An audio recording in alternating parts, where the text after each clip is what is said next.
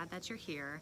I thought today that I would go over my top 10 successes and failures in the garden from 2022. We're here at the beginning of 2023, so we are planting our garden. We are in USDA growing zone 9A/8B. I always say both because we typically grow for 9A.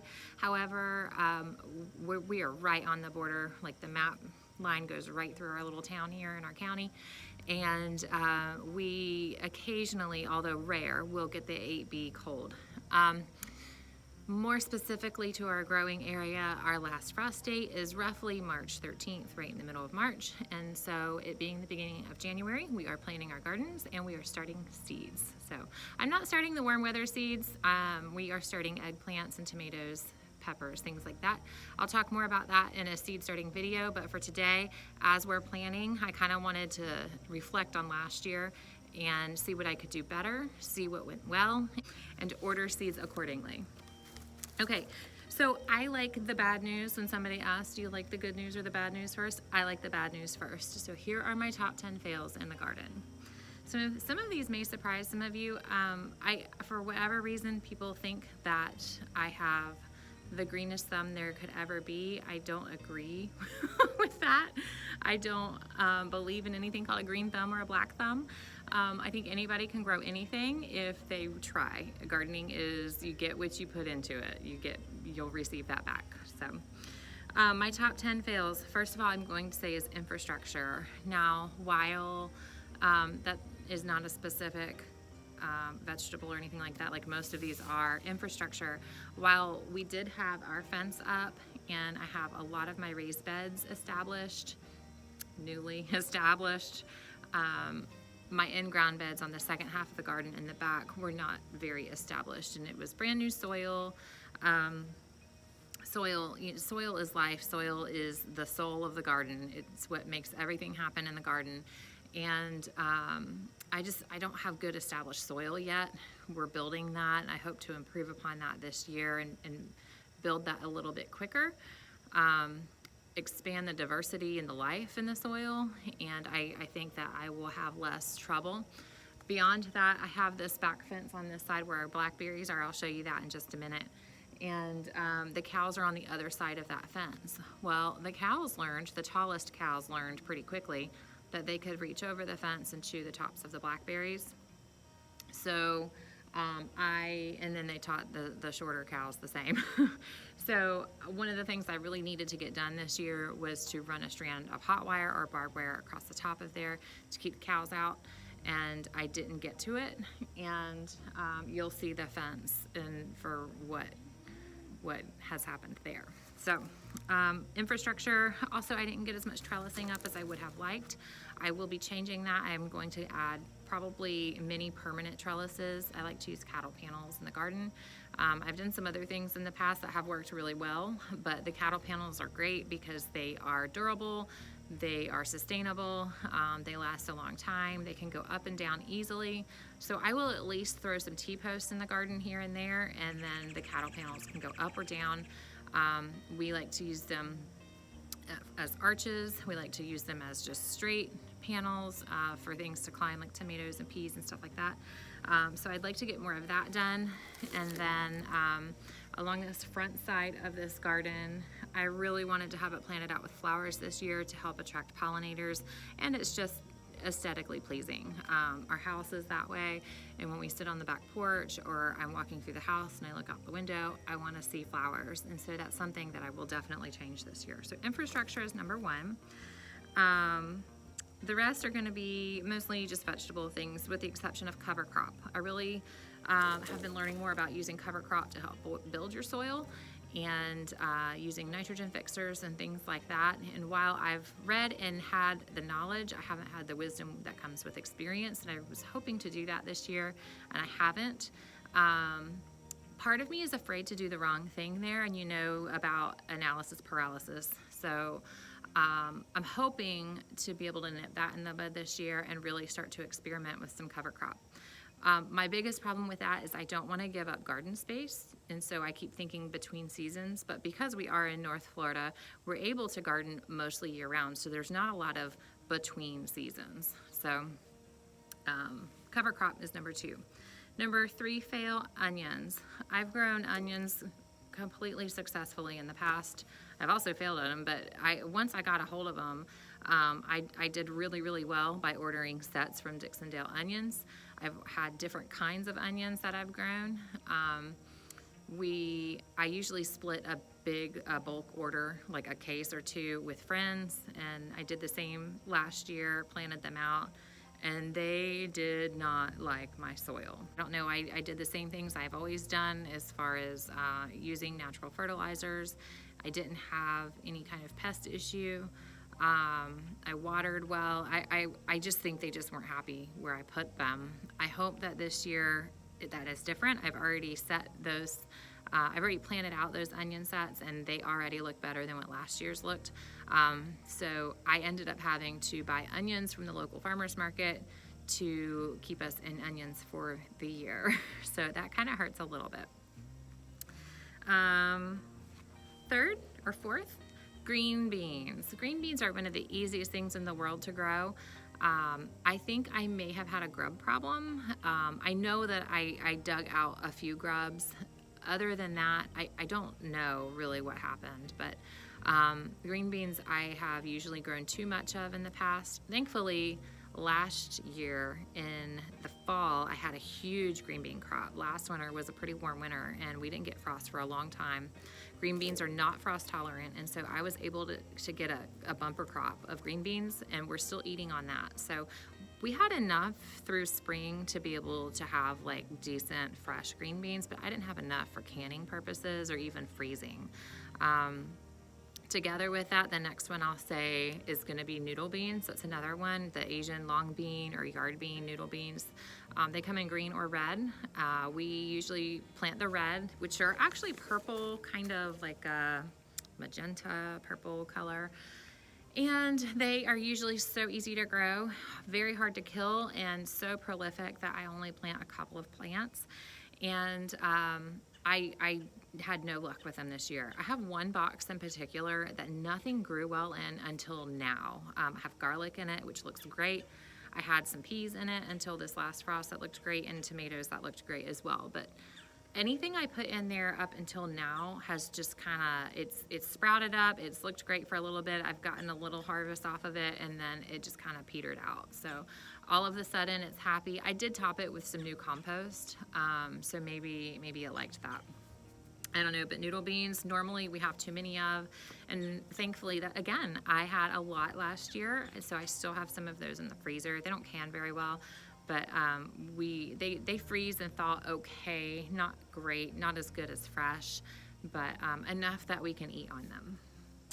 Next are tomatoes. So again, I had enough tomatoes for fresh eating. I canned up, I think, maybe 2 dozen jars of tomatoes between, I did some salsa, maybe 3 dozen. I did some salsa, I did some spaghetti sauce, and just some diced tomatoes, and that's probably it. We go through a lot of tomatoes in our house, and then we had some for fresh eating. We mostly ate them fresh eating. When we have tomatoes in season, we just eat tomatoes. Sometimes that's all. Eric loves to make a plate of sliced tomatoes with mayonnaise and salt, and he is just in hog heaven. So tomatoes is another thing that I didn't do as well as I have in the past. I'm not really sure how to remedy that. We fought disease and pest pressure. I think one of the things I really need to do is, with all of the crops, is to get out here more often to get my hands on everything, and be proactive about spraying with things like BT and neem oil, dish soap, the organic things like that. I didn't want to do that this year, especially as we're establishing soil, but I see that I kind of got hit doubly that way. One, it's new soil, and two, I am not treating for the pest, and so the plants really struggled with that. The next one is going to be cucumbers. I used some old seed for cucumbers, and I think the only ones that germinated were seeds that I saved from a grocery store cucumber, which was probably a hybrid, and I think it was sterile for the most part. I did get a couple of cucumbers off of one plant, but most of those were very bitter, even though they were small. A lot of times if you let a cucumber get too big, they will just be bitter. But these were small and they just didn't taste good at all. Like, we had to throw out complete salads because I had put it in the salad. We love to do cucumber tomato salad when everything's fresh picking, and we kept trying, it just wasn't any good.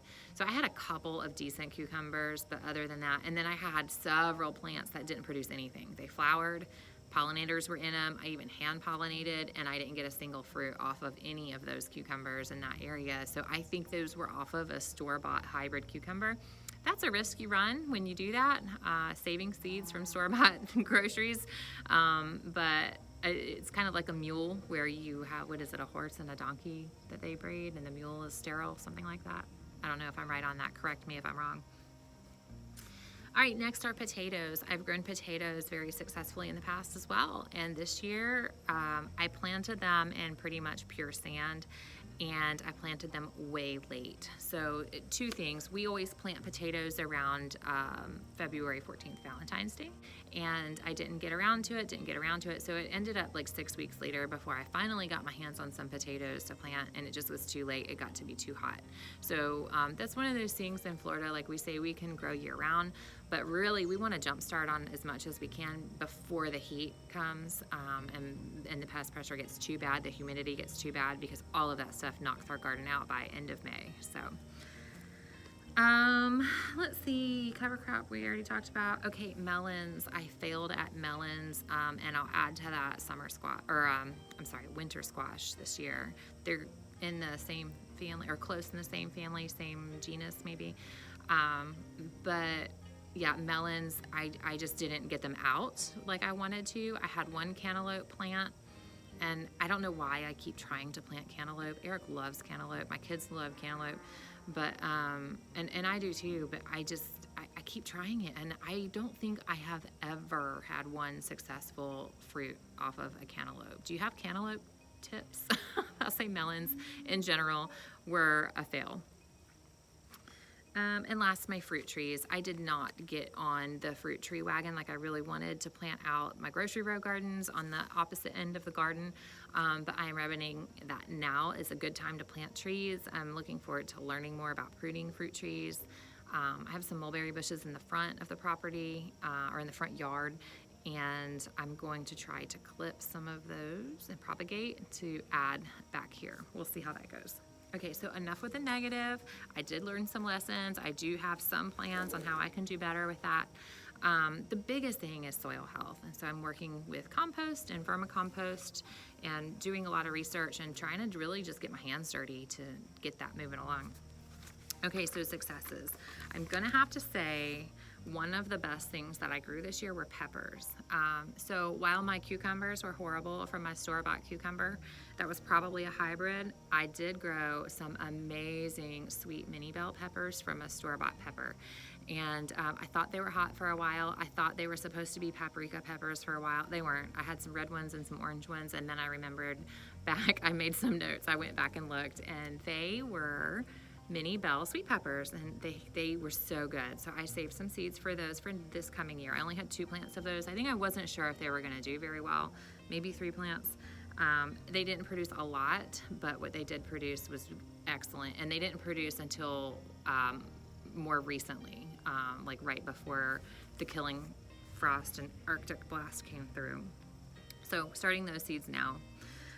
The next best thing I'll say are blackberries. We grew a variety called Natchez. These plants we had at our old farm before we moved. We put them in there. They were 2 years old when we dug them up and moved them here. So when we got here, it was in May of 2020. And yes, when we got here, it was May of 2020. We planted them out. This area here was pure sugar sand. It had pigs on it before. We had no grass, not a blade of vegetation in here at all. So, I mean, and it is like the Sahara Desert sandbox sand. And so I added peat moss and compost down to each hole where I planted the blackberries. and I cut them back to almost the ground. I think we brought 15 plants that we ended up planting because they propagate. This originally started with just 4 little plants at our old house. I'm sorry, 6 little plants at our old house. And they propagated. I think we planted 15 or 16 plants, something like that, and we ended up with 11 that lived and thrived and did well. I didn't expect to get anything off of them last year, but we did. We really did. So we have a lot of blackberry jam. So blackberries, amazing. They're a thornless variety and they do really well. The next thing are strawberries. So while I didn't get very many fruits this year, I'm calling that a success because I've never been able to get strawberry plants to live. And I did this year. I picked most of the blossoms off of the plants that I planted. I ordered some strawberry crowns, the Chandler variety from Willis Orchard, and I think that's what it's called, and they did great. They did really, really well. I ordered more of those same variety, the Chandler variety, this year recently. They just came about 2 months ago from Haas Tools. They came as plugs. I love that. I will definitely order again that way if I ever have to order them. So we pulled off most of the flowers last year, so we didn't get a lot of berries. The only ones we got were those that we missed, that I forgot. And we did that so that this coming season, they're just starting to flower again, we would get better plants, healthier, bigger plants. We would get more berries. And so that's what's happening now. They have been running. We have extra plants, so that's been fun. Okra. Okra is one of those things. It's another one that I tell people, if you want to learn how to garden, grow okra. It does its thing. We've had hurricanes that didn't take out okra plants. They don't like the cold though. So we wait until after our last frost danger has passed before we put any seeds out, and then we direct sow them. Okra's amazing. This next year I'm going to grow another okra I haven't grown before, but I just got some seeds from a friend. I think it's called Motherland okra, and they are shorter, fatter pods, and I'm so excited about that because they look like you can slice them and then like fry the slices. That would be great. They're really good fresh too, to eat just raw. Eggplant. I had 2 eggplants this year, and I got a bunch of fruit off of them, so much so that I kept letting some go. I hate to say that, but I did. I mean, I would eventually just pick it and give it to the chickens. I also had eggplants reseed themselves underneath those old plants, so that was exciting.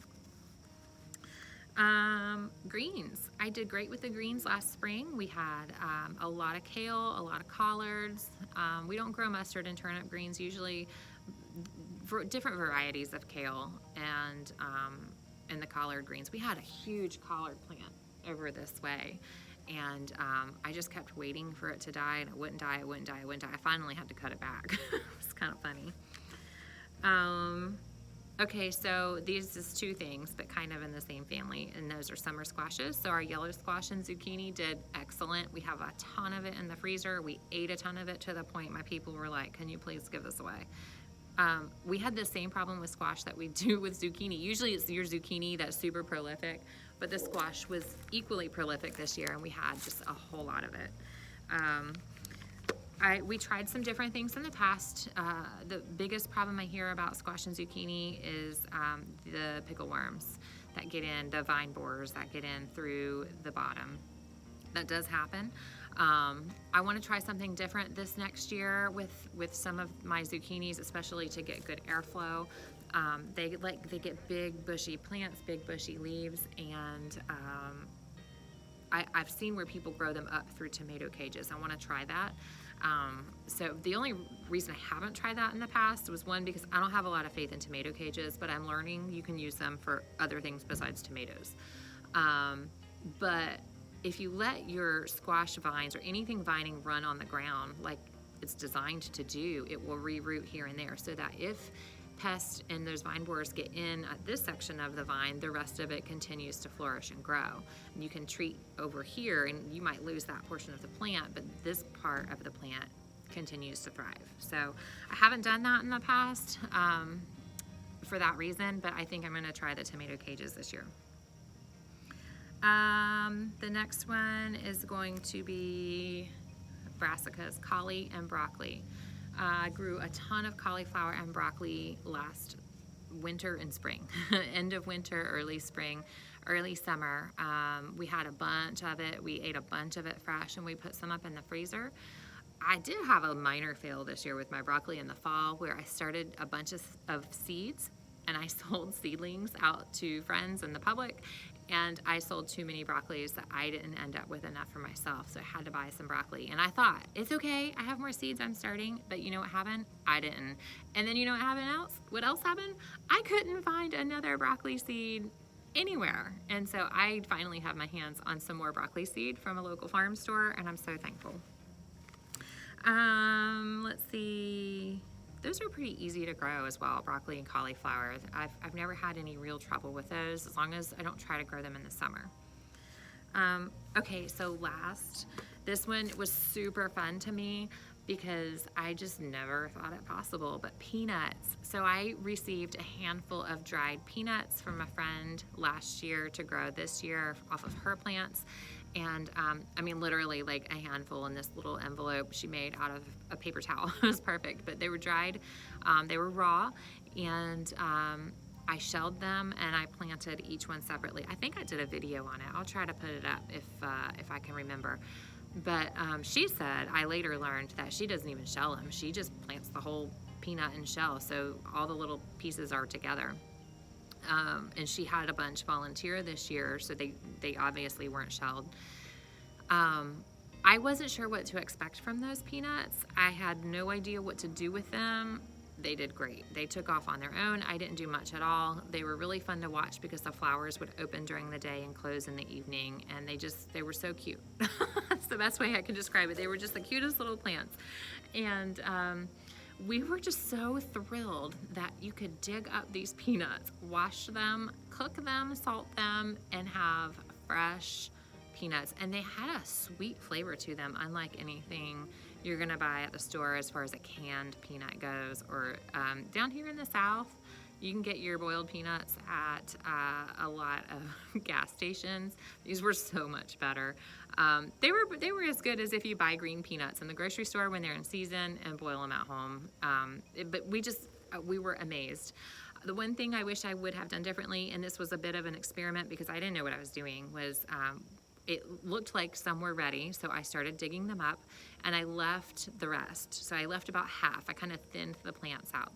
The half that I left, I hoped that they would continue to grow, and they put off little side shoots that then would root in the ground and grow more peanuts. So I was hoping I would get more plants that way, or get more peanuts that way, and that didn't happen. So they started to die off. I should have just harvested all of them and then maybe done a second planting for the fall.